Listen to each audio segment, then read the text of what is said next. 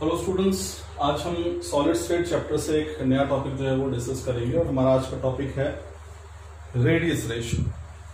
देखिए radius ratio ये होता क्या है, आपको पता लगा कि हम बात कर रहे हैं रेडियस की, जैसे एक सर्कल के रेडियस की बात कर रहे हैं, उसका हमारे पास रेशो है, दोनों का अनुपात जो है हम निकालेंगे। तो रेडियस रेशो है क्या हमारे पास, ratio of radius of cation to anion. तो ये एग्जांपल है कि समझिए, यहाँ पे सपोज करो मेरे पास ये एक कटायन है, देखिए मैंने बना दिया कटायन, ये छोटा है थोड़ा सा, इस पे पॉजिटिव चार्ज है और साथ में एनायन। अब क्रिस्टल लैटिस के अंदर होता क्या है, जो सॉलिड होते हैं हमारे पास, जैसे NaCl का क्रिस्टल है, उसमें क्या है Na जो है वो प्लस है और Cl जो है वो माइनस है। तो एक कटायन है और एक एनायन है। तो जो कटायन मान लेते हैं कि ये है और एनायन जो है ये है, इसको अब Na और Cl मान लीजिए। तो इस तरह से बहुत सारे NaCl जुड़े होते हैं। तो एक क्रिस्टल लैटिस के अंदर जो कटायन होगा उसका जो रेडियस है, जिसको हम R प्लस से दिखाएंगे, प्लस क्यों लिखा है, ये कटायन है, पॉजिटिव चार्ज Na प्लस होता है ऐसे, इसका रेडियस, और फिर Cl नेगेटिव, यानी एनायन का जो रेडियस है R नेगेटिव। इन दोनों की रेशो जो है, जैसे कि रेडियस रेशो क्या होगी, R plus divided by R minus, यानी कि कटायन का जो रेडियस है डिवाइडेड बाय एनायन का जो रेडियस है, इन दोनों का जो अनुपात होता है, इसी को हम क्या बोलते हैं, रेडियस रेशो। अब सवाल ये उठता है कि रेडियस रेशो हम पढ़ क्यों रहे हैं, क्या जरूरत है इस टॉपिक को पढ़ने की। दरअसल यहां से हमें दो बड़ी इंपॉर्टेंट चीजें जो पता लगती हैं। अगर आपको किसी भी क्रिस्टल लैटिस का जो उसके कंस्टिट्यूएंट आयंस है उसका रेडियस रेशो अगर आप पता चल जाता है आपको, तो आप उससे दो चीजों की जानकारी ले सकते हैं। पहली कौन सी है, पहली तो है आप ये पता कर सकते हैं कि उसमें कोऑर्डिनेशन नंबर क्या है, उसका कोऑर्डिनेशन नंबर। और दूसरी जानकारी जो आपको मिलती है वो उसकी ज्योमेट्री कैसी है, वो लीनियर है कि ट्रायंगुलर प्लेनर है कि टेट्राहेड्रल है कि ऑक्टाहेड्रल है, किस प्रकार की ज्योमेट्री है, वो भी उससे पता चल जाती है। तो यहाँ पे ये रेडियस रेशो है और इसकी एप्लीकेशन।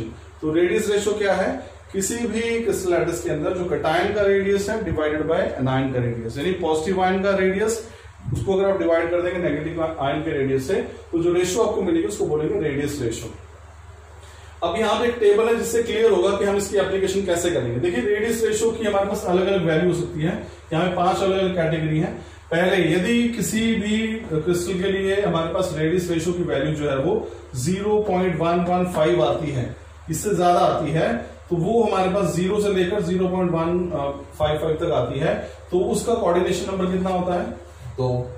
और कोऑर्डिनेशन नंबर 2 है तो शेप कैसी होगी हमारे पास, लीनियर, ऐसे होगा ना हमारे पास। ये लीनियर शेप कैसी होगी, एक स्फीयर यहाँ पे, दूसरा स्फीयर यहाँ पे, शेप कैसे, लीनियर, और बीच वाले से कितने जुड़े हुए हैं, 2। एक ये हो गया, दूसरा ये हो, तो कोऑर्डिनेशन नंबर कितना हो गया, 2। तो यहाँ पे कोऑर्डिनेशन नंबर जो है वो 2 होगा, ज्योमेट्री जो है वो लीनियर होगी। एग्जाम्पल है बेरिलियम फ्लोराइड का BeF2, यहाँ पे इसका एग्जाम्पल है।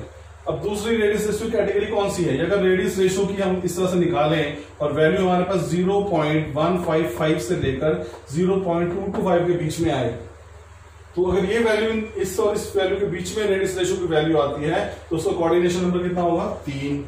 उस क्रिस्टल की ज्योमेट्री कैसी होगी, ट्रायंगुलर प्लेनर। एग्जांपल है B2O3। तीसरी कैटेगरी देखिए, अब अगर हमारे पास रेडियस रेशो की जो वैल्यू है वो 0.225 से लेकर 0.414 तक आती है, तो ऐसे क्रिस्टल लैटिस में जो उसका कोऑर्डिनेशन नंबर क्या होगा, 4, और शेप कैसी होगी, टेट्राहेड्रल, और एग्जांपल है जिंक सल्फाइड और कॉपर क्लोराइड। चौथी कैटेगरी है हमारे पास, अगर रेडियस रेशो की रेंज जो है वो 0.414 से लेकर 0.732 तक होती है, तो उसका कोऑर्डिनेशन नंबर कितना होगा, 6 होगा, और शेप कैसी होगी, ऑक्टाहेड्रल। एग्जांपल हमारे पास है NaCl और KBr। लास्ट कैटेगरी हमारे पास जो है, यदि रेडियस रेशो की वैल्यू जो है वो 0.732 से लेकर 1 तक आती है, तो उसका कोऑर्डिनेशन नंबर कितना होगा, 8, और उसकी ज्योमेट्री कैसी होगी, बॉडी सेंटर्ड क्यूबिक होगी। एग्जांपल है सीसियम क्लोराइड और सीसियम ब्रोमाइड। तो ये हमारे पास है रेडियस रेशो। रेडियस रेशो को देखकर आप यहाँ पे उनके कोऑर्डिनेशन नंबर भी पता कर सकते हैं और उनकी ज्योमेट्री भी पता कर सकते हैं। अब इसी से जुड़ा एक न्यूमेरिकल है, सॉल्व करेंगे तो आपको सारा टॉपिक जो बिल्कुल क्लियर हो जाएगा। आपसे सवाल पूछा गया है कि predict the geometry of MgO crystal given ratio of cation and anion radius as 65 pm यानी कि पिकोमीटर एंड 140 पिकोमीटर। यानी आपसे सवाल पूछा गया है कि आप मैग्नीशियम ऑक्साइड के क्रिस्टल की ज्योमेट्री बताइए कैसी है, कि वो किस प्रकार की शेप है उसकी। आपको दोनों मैग्नीशियम ऑक्साइड में कटायन क्या है, Mg2+, और एनायन या R नेगेटिव क्या है, O ऑक्सीजन। तो दोनों की वैल्यू दी है, R पॉजिटिव की वैल्यू कितनी है, 65, और आर नेगेटिव की वैल्यू कितनी है 140।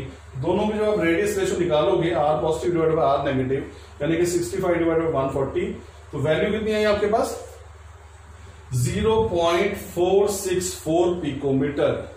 ये रेडियस रेशियो की वैल्यू आई। अब आपका नेक्स्ट काम क्या है, आपने देखना कि ये जो आंसर आपका आया है ये इनमें से किस कैटेगरी में फॉल कर रहा है। तो 0.464 अगर मैं देखूं तो आप देख सकते हैं क्लियरली यहाँ पे ये जो मेंशन हो रहा है ये इसके बीच में आ रहा है। तो 414 से लेकर 732 के बीच में आएगा 464, इसलिए हमारे पास इसकी रेडियस रेशियो इसके रेंज में फॉल कर रही है। तो इसका कोऑर्डिनेशन नंबर कितना होगा 6 और इसकी शेप कैसी होगी ऑक्टाहेड्रल। तो कोऑर्डिनेशन नंबर कितना होगा हमारे पास 6 और शेप क्या होगी इसकी ऑक्टाहेड्रल। तो इस तरीके से आप किसी भी जो स्ट्रक्चर है उसकी आप ज्योमेट्री और कोऑर्डिनेशन मेजर प्रेडिक्ट कर सकते हैं with the help of radius ratio. This was all about this topic students, radius ratio. Thank you.